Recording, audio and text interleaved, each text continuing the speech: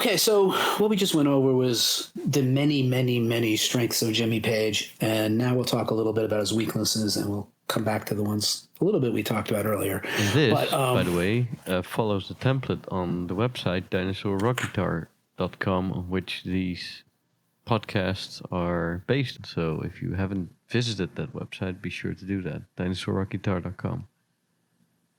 Correct. And we're following that as a loose template, but we seem to go off on tangents here and there as the conversation takes us. But trying to get back on track here. So we've talked about his many strengths. We'll talk about his weaknesses now, or the ones that I think are perceived weaknesses by some people, including me. One of the weaknesses that people say about Jimmy Page is that chops was a weakness, his guitar chops, and I take some issue with this during the Zeppelin period. I know what they're referring to, but you'll hear guitarists who are basing their benchmark on 80s metal guitar say that Jimmy Page was a sloppy player. And by those standards, you can make that case that, he would leave mistakes in and he would flub notes and things like that and play in, a little bit messy and stuff. This was by no means news to Jimmy Page. He knew that. He was well aware of that. He never said he's like, I'm not, the greatest lead guitarist out there right now. My thing is to, create music that's the Zeppelin style of music, this majestic music. He was not super clean player by the standards of the 80s, certainly, and to a certain extent there were cleaner and faster players in the 70s, but they weren't as popular and they weren't as known. You have Ritchie Blackmore being a lot cleaner and a lot faster than Jimmy Page. You have guys like Uli Roth who were around at that time who was a brilliant player. Michael Schenker by the mid-70s is faster and cleaner. Alex Lifeson, guys like this who were, I guess you'd say, less sloppy. But most of these guys didn't have the visibility of a Jimmy Page, or they weren't on the radio as much. You weren't hearing them playing as much. If you were a guitar player, you may have known them. But if you were just a fan, you were much more likely to be hearing Jimmy Page on the radio playing with Zeppelin and hearing that as your benchmark for great guitar playing. And whether he was sloppy or not, the fans never cared. Because like I said, even if he was playing sloppy, what he was playing, the ideas he was playing, the melodies he was playing, the solos he was playing were so memorable that people didn't care if he wasn't the cleanest player in the world from a technique standpoint, because no one gave a shit, really, other than other guitarists. And even if you think of it in that respect, Jimmy Page's chops were still way above average at that time during the Zeppelin years. He was better than most of the other bands out there, the guys in Foreigner, the guys in Bad Company. Those kinds of players couldn't hold a candle to Jimmy Page. They couldn't do what he was doing. They couldn't play in as many styles. They couldn't play. And even if you're talking about pure flash and pure speed, most of them couldn't touch Jimmy Page, the average players of that era. Now, there were, like I said, there were exceptions who could, and there were exceptions who were better. But by and large, Jimmy was well above average in the chops standpoint during the Zeppelin years. Yeah. Well, if you listen to the How the West Was Won live album, I think his playing on there is faster, more intense than on a lot of the studio recordings. And it really kind of shows you a different side of his playing. Yeah, and I think we can probably do this in our clip. But the classic example is the freestyle solo in Heartbreaker that we talked about before, where when he recorded that and he's doing that fast bit, which is a lot of hammer-ons and pull-offs and stuff, it is a little choppy and a little sloppy, and he's missing some notes and he's flubbing some notes. It's pure attitude anyway. It doesn't really matter. It was like he's playing on the edge of his ability to play fast, right? And it's sort of like there's drama in that. Yeah. You talk about drama, and it's like, it's a battle for him to be playing that at that speed. He's at the very edge of what he's capable of doing. Now, he records that, and then he goes out on tour and starts playing Heartbreaker live every night. And once you're in the tour and you're playing it every night, you hear live versions of Heartbreaker. He's playing that same shit. He's playing it faster and he's playing it cleaner because he's in practice. And I think I have an example of that we can show. But I mean, the point is, you know, he's not Yngwie, he's not Eddie Van Halen in terms of the technique or anything like that. But those were not his peers. Compared to his peers, he was well above average in the chops standpoint. But if you try to hold him up to, like, you know, higher standards that came later, yeah, I can understand why people say he's not that. He's not. On the other hand, Jimmy is now, and the last times he was really playing in the 80s and the early 90s, he was a shell of what he was in Led Zeppelin as a lead player, if I'm honest. You listen to Outrider, you listen to Coverdale Page, those are great albums, but from a lead guitar standpoint, he's just not what he was in Zeppelin. And that was mostly due to drugs, right? You know, sometimes you could put it on that. I would certainly say during the last phase of Zeppelin, from about Presence, he made the whole Presence album, I think in 18 days, smacked out of his mind, but he made it. And that's, you know, but on In Through the Outdoors, certainly you hear the downgrade in his lead style. And then in The Firm, he's awful, in my opinion. His lead playing is awful. And then it's better again on Outrider, but it's less ambitious than it was in Led Zeppelin. And then on Coverdale Page, it's minimal. He's getting by on melody and smarts, and he doesn't have, for whatever reason, he doesn't have the technique at that time that he had in his peak.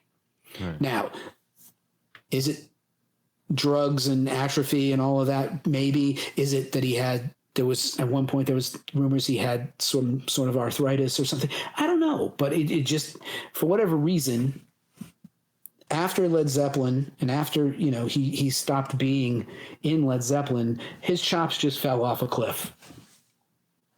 And it doesn't mean his ideas did, but his lead playing, you know, if we're honest, is just not what it was.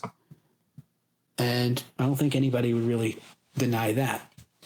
But, you know, as we're talking about certainly coinciding with the death of John Bonham, from that point on, where he let the drug use completely consume him. He was in the depression over the band folding. His life's work is now effectively over.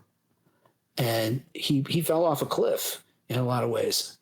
But of all of the Zeppelin books that I've read and all of the Jimmy Page books that I've read, it's not news that he was into heroin as early as like 1973. He started using heroin.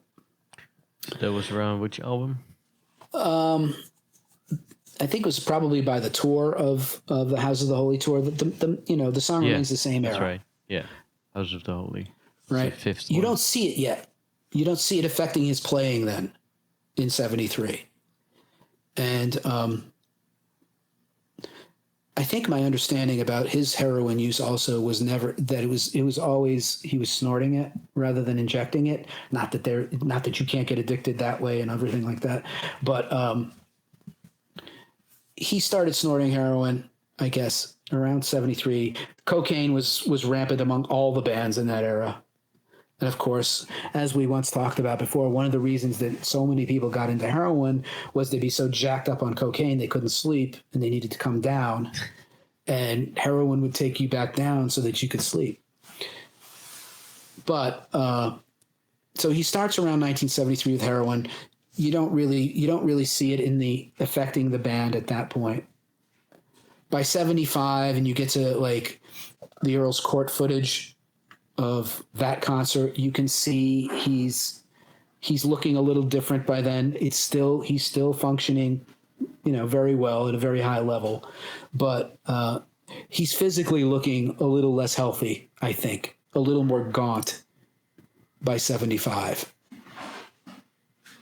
Not that he didn't still look good and still look cool and still have all the mystique and everything he did, and even longer hair. He looked badass.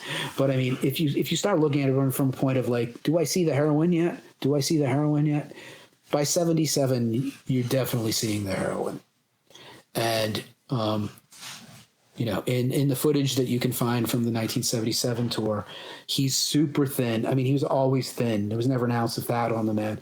But I mean, he's like rail thin now and not looking healthy and looking, way more sweaty and puffy and like just his whole pallor and his complexion is off. And, we find out, through several books that like his heroin use at this point is so dramatic that he's really out of it a lot of the times. They had to like carry him to the stage a lot of the times during that 77 tour. And he was like wheeled in a wheelchair onto the stage and through airports and stuff. Yeah. And later on they claimed that it was just for laughs, but yeah, because like I said, he's never been able to own up to his own shit. I mean, this is it's so crazy that you're so fucked up. Thread. I mean, it's like everybody knows it if you've ever read anything about it. But I mean, it was one of those things that, the thing that I came away with was that even if you take away John Bonham's death, the thing that really destroyed Led Zeppelin was drugs. And Page's drug use in particular, although Bonham was pretty much just as bad, if not worse. Also, obviously, a little worse because he killed himself. Yeah, obviously a little worse because he managed to let it kill him. But Page was so bad in his heroin addiction that it lasted through the Firm years, which is the mid 80s. He only starts getting cleaned up towards the late 80s. And as early as the early 90s, he still got busted for cocaine twice in the early 90s, even after he had kicked heroin. And by then he was, like, what is it? He was 50s? An elder statesman. Yeah, he was like in his 40s easily by then. Yeah. And but it was really the heroin. And after Zeppelin did come apart and Bonham died and all of that, and he got further and further into the depression of the Zeppelin being gone. The Ronnie Lane's Arms concerts, where he did those versions of Stairway to Heaven as just an instrumental, he'd go on stage and play that by himself. He is like a camp victim thin, like a concentration camp victim thin, and his gums are receding, and his arms look like these pictures of camp victims you see, and he's wearing this these boxy suits to try and cover it up, because his vanity wouldn't let him do otherwise. He's a very vain man, too. So the drug use was a huge thing and a huge diminishing factor, and ultimately led to the demise of Led Zeppelin and the trouble that they got into as a band. And we come back to Peter Grant, who was also into heroin at that time and cocaine and doing mountains of blow and lots of heroin. It made them all very paranoid. It made them all very violent. It made the road crew violent. Richard Cole, their road manager, was also into that stuff. He was a big part of the problem. That this dark vibe that followed Led Zeppelin around towards the middle part of their career and the late part of their career, where they were so into their drugs that every time they blow into town, there were issues with the venues, issues with the promoters, issues with certain fans. They would get into trouble. They, destroyed every hotel room they went into. But I mean, it was a lot more serious than that. It was really a lot more serious than that. You have the scenario when they were supposed to play the festival in Oakland, and that's where it all really came apart at the end, where Bill Graham was holding this festival and Zeppelin was supposed to play this festival. And, Peter Grant and one of his lackeys, Peter Grant's son was there, and he took something like the Led Zeppelin sign off the trailer door because he was going to take it for a souvenir or something like that. And one of Bill Graham's security people stopped him and told him to not do that. And the kid said, "Fuck you," or whatever. And the guy shoved Peter Grant's son, knocked him down, took the thing back. Peter Grant hears about this, goes into a rage, and he and like a couple of his guys, they go find this roadie, this from Bill Graham's team, and they beat the living shit out of him in a They drag him into a trailer and they beat him to a bloody mess. And they closed the door, and like one of them was holding him down while the other guy was beating him. And Bonham was there too. And Bonham was doing it. They all got arrested later for this. But I mean, this is where it ended up in terms of the bad vibes that they were bringing from town to town, because they had gotten so big and so powerful as a touring entity and as a band. And the Zeppelin story is in many ways the classic absolute power, which they had, corrupting absolutely, which they did. They had so much power and so much influence over what they did, where they played, who they played for, what they wanted to get for their money, what factors had to be in place for them to even agree to play. They would change it if they wanted to. They were like running amok with power. And anything Jimmy wanted, Jimmy got. And for the most part, the rest of them did too. But we talked a little bit about Peter Grant in the early parts of this conversation. Peter Grant, aside from securing them that big album deal at the beginning, Peter Grant changed the game and terms of what promoters and venues would get versus what the band would get. And it used to be the band would get 10% in the venue and the promoter would get 90% of the door. And Peter Grant said, no, we're going to get 90%, you're going to get 10%. And while several of them balked at that, most of them were smart enough to realize that 10% of a Zeppelin door was a pretty good thing to have. So they changed the touring model of like what the band would receive. And they had all of the negotiating power, and they used it.